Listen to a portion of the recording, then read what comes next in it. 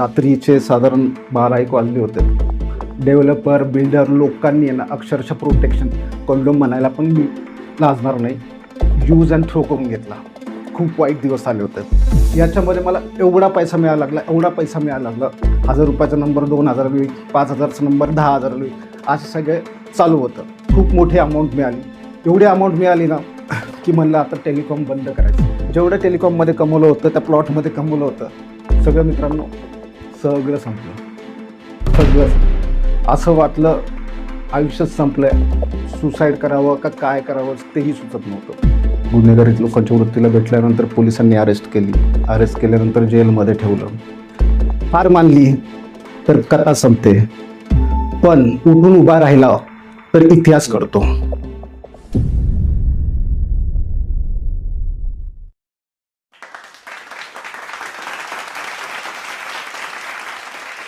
Land आहे, brand आहे, आता नाही तर परत नाही. नमस्कार मित्रांनो, माझे नाव मनोज धुमाळ, फाउंडर इकोलँडमार्क रिअल्टी, पुणे, मुंबई, नाशिक, नागपूर सर्वत्र आपल्या ब्रँचेस आहे. मी एकदम सामान्य घरातील शेतकऱ्याचा मुलगा, सातारा जिल्ह्यातील वाई तालुक्यातील धुमाळवाडी हे माझं गाव. शिक्षण माझं 4थीपर्यंत गावाकडच्या मराठी शाळेमध्ये झालं. लिटरली 3-3, 4-4 किलोमीटर चालत जावं लागायचं. शाळेमध्ये बसायला फरशी नाही. आम्ही त्या काळी घरून जातानाच पोतं घेऊन जायचो, बसकर म्हणतात त्याला, तर बसकर घेऊन जायचो. शनिवारी आम्हाला शाळा पण सारवायला लागायची, पण आनंद वेगळा होता मित्रांनो. असं माझं 1ली ते 4थी शिक्षण गावाकडे झालं. शिक्षण छान चालू होतं, सगळं चालू होतं. माझी आई एक गव्हर्नमेंट एम्प्लॉई होती, सो पुण्याला असायची. वडील शेती करायचे, सो गावाकडे असायचे. सो मी वडिलांकडे असायचो, आई पुण्याला एकटी असायचे. मग पुण्यामध्ये आईने एक छोटं घर घेतलं. घर घेतल्यानंतर आईने मला पुण्याला बोलवलं. पुण्यात माझी चांगल्या एका शाळेमध्ये ॲडमिशन करून दिली. मित्रांनो, 4थी ते 10वीपर्यंत शिक्षण हे मी पुण्यातल्या चांगल्या शाळेमध्ये घेतलं. 10वीला चांगल्या पद्धतीने चांगले मार्क मिळवून पास झालो. पेपरला पण फोटो आले होते. पण मित्रांनो म्हणतात ना, चांगलं जास्त दिवस हे टिकत नाही. आईवडिलांनी चांगले मार्क मिळाले म्हणून मला एक बारामतीला इंजिनिअरिंग कॉलेजला घातलं. हॉस्टेलला टाकलं. वाटलं मुलगा चांगला शिकेल, जे व्हायचं ते झालं. मित्रांनो, ज्यावेळेस बारामतीला हॉस्टेलला टाकलं, संगती चांगल्या लाभल्या नाहीत. हॉस्टेलला राहायचं, हॉस्टेलला तुम्हाला पण माहिती आहे काय चालतं, सगळं काय नाही. अक्षरशः सिव्हिल इंजिनिअरिंगला फर्स्ट इयरला 0 मार्क मिळाले, 0% मिळाले, फेल झालो. आईवडिलांचं स्वप्न खतम, संपलं. तरी पण आईवडिलांनी परत मला म्हणलं आता शहरात नाही, गावाकडच्या शाळेत टाकावं. म्हणून मला परत आमच्या सातारा जिल्ह्यातील भुईंजमधील शाळेत मला टाकलं. तिथं माझं 11वी ते 12वी शिक्षण झालं. पण तिथं आता ह्या हॉस्टेलच्या लाईफमुळे एकदम असं सवयी वाईट लागल्या होत्या. गुंडागिरी, हे भाई लोकांसारखं राहणं बिणं, सगळ्या सवयी लागल्या होत्या. त्यामुळं त्यावेळेसही नाही. पण एक चांगलं होतं की त्यावेळेस वडिलांना शेतीमध्ये थोडीफार मदत करायचो. त्यावेळेस आमच्या घरी ट्रक होता 407 वगैरे. जेवढी काही तरकारी शेतातून यायची आमच्या गावातली वगैरे, वाशी मार्केटला घेऊन लिटरली मित्रांनो त्यावेळेस ट्रक घेऊन गेलेलो आहे. पण एकदा असंच काय झालं मित्रांनो, स्टोरी सांगतो. एकदा वाशी मार्केटला तरकारीची गाडी घेऊन गेलो, टोमॅटो वगैरे सगळे घेऊन गेलो, माल खाली केला. येताना रात्रीचे साधारण 12-1 वाजले होते.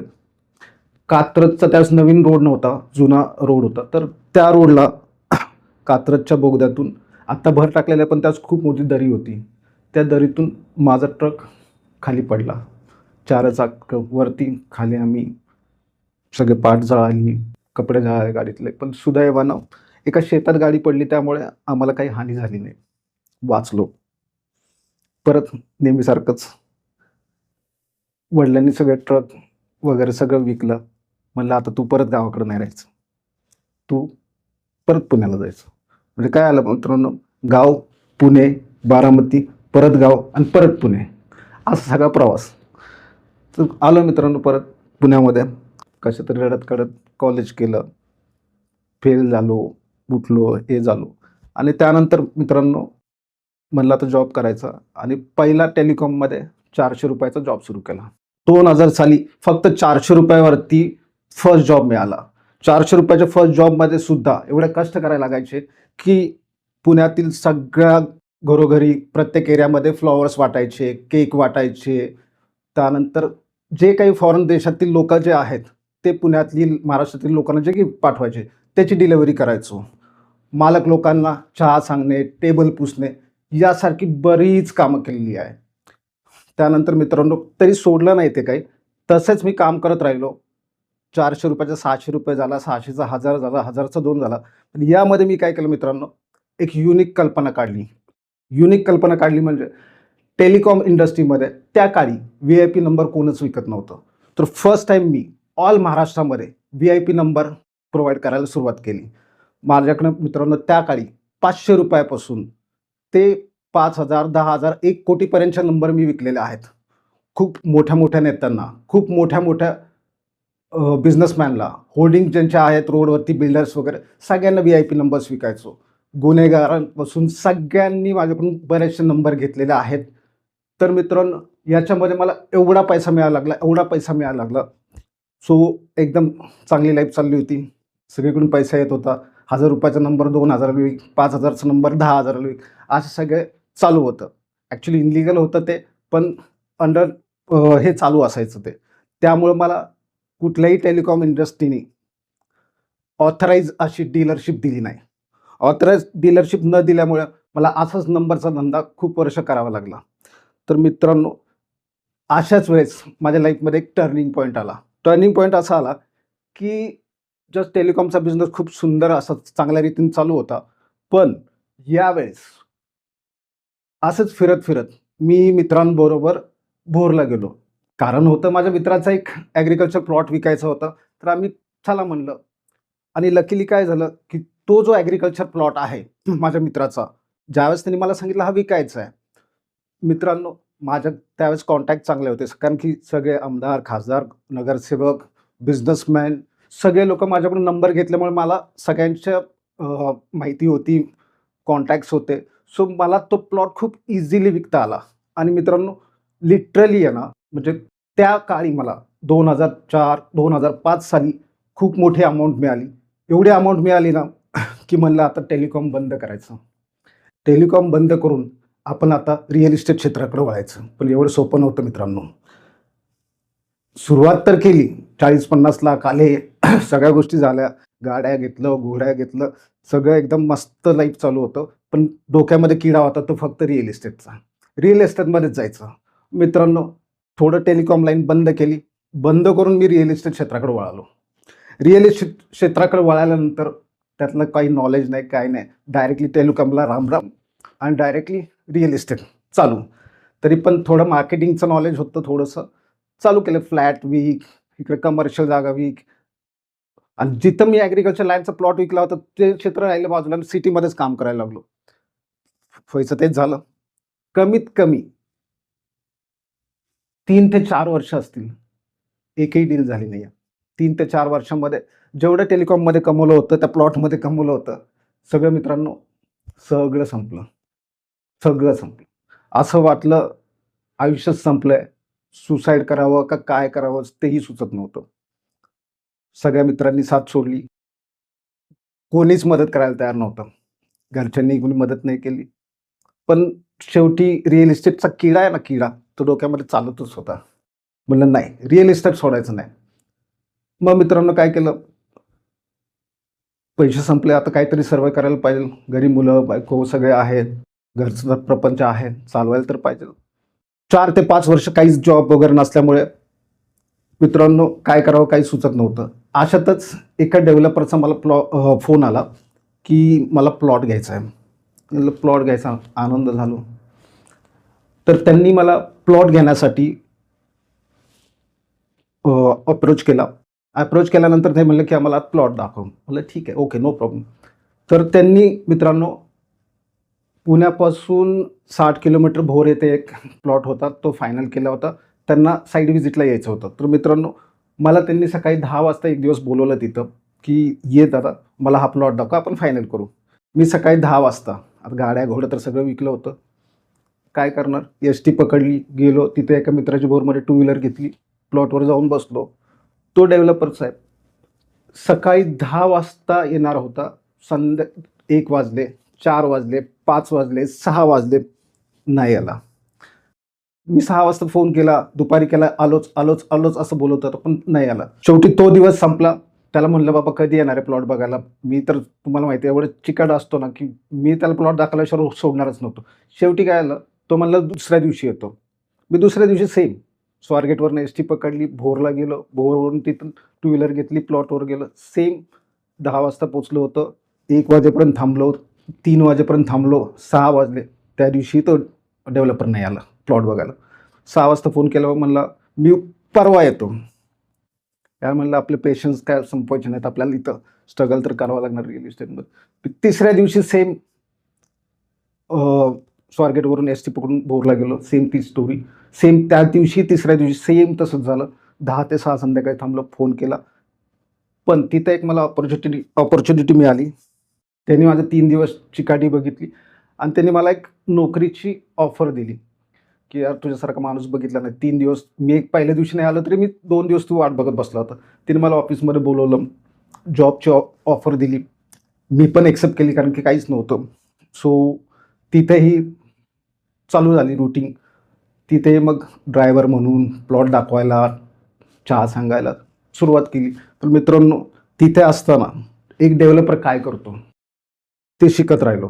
मार्केटिंग कशी करायची तेही नॉलेज येत राहिलं मला. तरी 1 वर्ष केलं. 1 वर्षानंतर डेव्हलपर बऱ्याच लोकांना काय चीट करायचं, काय करायचं नको म्हणलं. आपल्याला इमानदारीने बिझनेस करायचा, इमानदार लोकांबरोबर बिझनेस करायचा आहे. तोही जॉब सोडला. दुसऱ्या डेव्हलपरकडे गेलो. दुसऱ्या डेव्हलपरकडे पण तीच अवस्था अशी झाली. ड्रायव्हर म्हणून यूज केला. कामाला रोज जायचो, 24 तास काम करायचं, पण पैसे नाही मिळायचे. कुठं 5-10 हजार रुपये द्यायचे, काम करून घ्यायचं. लिटरली तुम्हाला सांगू का, या सिच्युएशनला डेव्हलपर, बिल्डर लोकांनी ना अक्षरशः प्रोटेक्शन, कंडोम म्हणायला पण मी लाजणार नाही, यूज अँड थ्रो करून घेतला. खूप वाईट दिवस आले होते, तरीही हार नाही मानली. डेव्हलपरनी, एजंटनी, सगळ्या लोकांनी फसवल्यानंतर करायचं काय?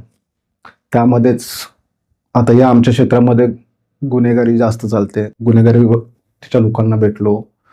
गुन्हेगारी लोकांच्या वृत्तीला भेटल्यानंतर पोलिसांनी अरेस्ट केली. अरेस्ट केल्यानंतर जेलमध्ये ठेवलं. जेलमध्ये ठेवल्यानंतर मेरी आवाज सुना ऐकलं ना तुम्ही? एवढे पोलीस मारतात ना, लिटरली मित्रांनो, अजिबात तुम्ही या क्षेत्राकडे जाऊ नका. चांगला सल्ला देतो. तर सगळं झालं. शेवटी सगळं सोडलं. म्हणलं आता आपण स्वतः या फील्डमध्ये स्टडी करायचा. स्टडी करून मग आपल्याला पुढे जायचं. मग हळूहळू तिसऱ्या ठिकाणी कामाला लागलो. तिसऱ्या ठिकाणी कामाला लागल्यानंतर मित्रांनो, तिथे काम करत करत मी शिकलो. मी माझे डिजिटल मार्केटिंगचे क्लासेस लावले. मी माझे सोशल मीडिया क्लासेस लावले. बऱ्याच अशा गोष्टी शिकलो. 1 वर्ष तिथे शिकल्यानंतर मग मी माझी इको लँडमार्क रिअल्टी कंपनीची स्थापना केली. इको लँडमार्क कंपनीची स्थापना फक्त आणि फक्त त्याच 1 लाख रुपयामध्ये मी केली होती सुरुवात. हळूहळू कंपनी ग्रोथ घेत गेली. याच्यामध्ये मी जे क्लासेस केले, यूट्यूबचे म्हणा, डिजिटल मार्केटिंग म्हणा, सोशल मीडिया, याचा एवढा वापर केला की म्हणजे रोज सकाळी उठलं की एक रील टाक, प्लॉटचे व्हिडिओ टाक, सगळं म्हणजे सोशल मीडियावरती कंटिन्यू असायचो. शेवटी हळूहळू एक चांगला असा ब्रँड होत गेला. टेलिकॉममध्ये सक्सेस मिळाला, परत फेल्युअर मिळालं रिअल इस्टेटमध्ये, पण परत रिअल इस्टेट क्षेत्रामध्ये सक्सेस मिळालं. सो अशी माझी जर्नी रिअल इस्टेट पण राहिली. रिअल इस्टेट क्षेत्रामध्ये पण खूप मित्रांनो, म्हणजे असं सोपं क्षेत्र नाही आहे की असंच सटासट प्लॉट विकता येतात किंवा फ्लॅट विकता येतात.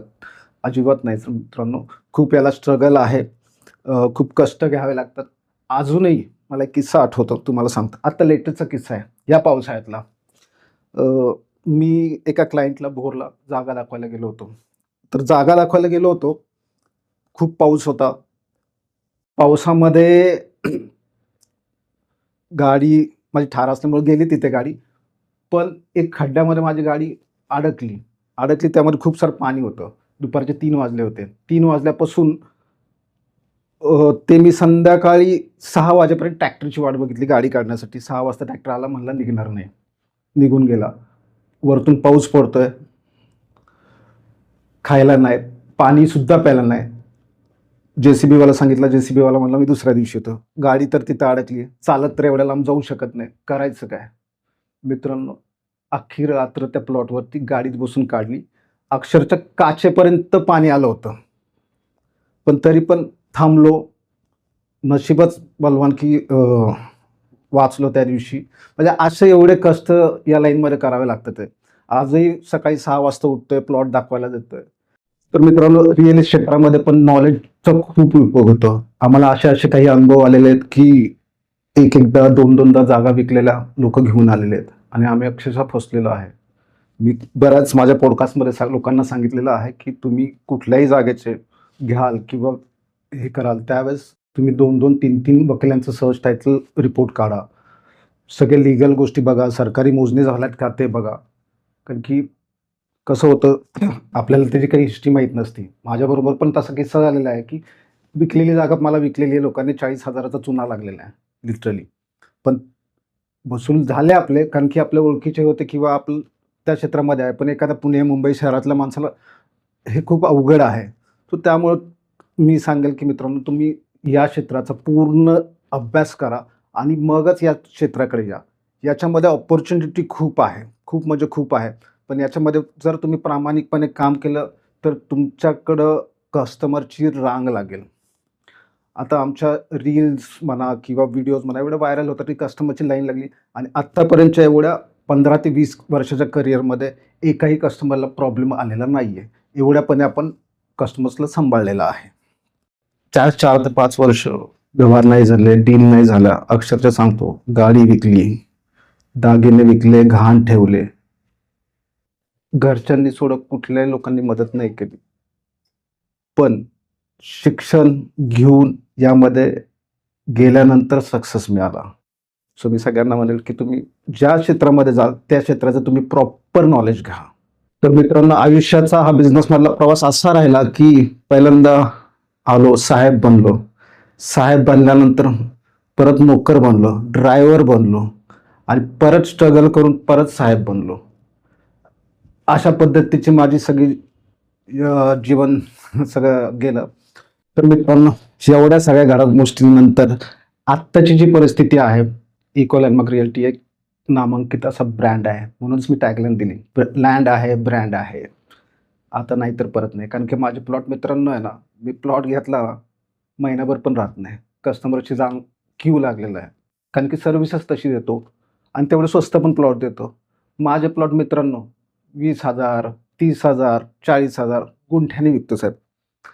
तर मित्रांनो, आजची परिस्थितीमध्ये इको लँडमार्क रिअल्टीचे पुणे, मुंबई, नाशिक, नागपूर या ठिकाणी आपले ऑफिसेस आहेत, स्वतःचे ऑफिसेस आहेत. कष्ट खूप केलं. त्याच्याबरोबर आम्ही माझं यूट्यूब चॅनल आहे, म्युझिक चॅनल आहे स्वररंग मराठी. त्याच्यावरती सुद्धा अराउंड 3 ते 4 लाख सबस्क्रायबर्स आहेत.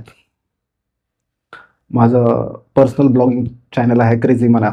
त्याच्यावरती पण 100K सबस्क्रायबर्स आहेत. तुम्ही प्लस माझा इको लँडमार्क प्रॉपर्टी म्हणून यूट्यूब चॅनल आहे. इको लँडमार्क प्रॉपर्टी म्हणून इंस्टाग्राम हँडल आहे. सगळ्यांवरती मिलियन्समध्ये व्ह्यूज आणि येतात आणि फॉलोअर्ससुद्धा खूप आहेत. नवीन प्लॉट पाहण्यासाठी इको लँडमार्क प्रॉपर्टीचं इंस्टाग्राम आणि यूट्यूब चॅनल तुम्ही नक्की फॉलो आणि सबस्क्राईब करा. मित्रांनो, ज्यावेळेस परिस्थिती होती वाईट त्यावेळेस कुठूनच पैसे येत नव्हते. पण आता यायला लागले, सगळीकडूनच यायला लागले. यूट्यूबकडून येतात पैसे, प्रॉपर्टीमधून येतात पैसे. पण 4-5 वर्ष स्ट्रगल केल्यामुळे रिअल इस्टेट सोडलं नाही. म्हणजे एकावरती कॉन्स्टंट राहिलो. म्हणजे कायम ते करायचं म्हणजे करायचंच आणि ते करून दाखवलं. मित्रांनो, तुम्ही कुठलाही बिझनेस चालू करा. तुम्हाला कधी पहिल्या 6 महिन्यात यश मिळेल, कधी 1 वर्ष पण मिळणार नाही. पण कुठलाही नवीन बिझनेस चालू केला ॲटलीस्ट मिनिमम 3 ते 4 वर्ष तुम्ही त्याच्यामध्ये टिकून राहा, करत राहा. कुणावरतीही डिपेंड राहू नका आणि आयुष्यामध्ये आपला मौल्यवान वेळ अजिबात वाया घालवू नका. हार मानली तर कथा संपते, पण उठून उभा राहिला तर इतिहास घडतो. तर मित्रांनो, लँड आहे, ब्रँड आहे, आता नाही तर परत नाही. तर माझ्या रिलेटेड काही क्वेरीज असतील तर डिस्क्रिप्शन बॉक्समध्ये माझ्या काही लिंक्स आहेत, तुम्ही मला डायरेक्ट कॉन्टॅक्ट करू शकता. आणि ग्रो मोशन टीमचं इथं मला बोलवल्याबद्दल धन्यवाद. सो मित्रांनो, धन्यवाद. जय महाराष्ट्र.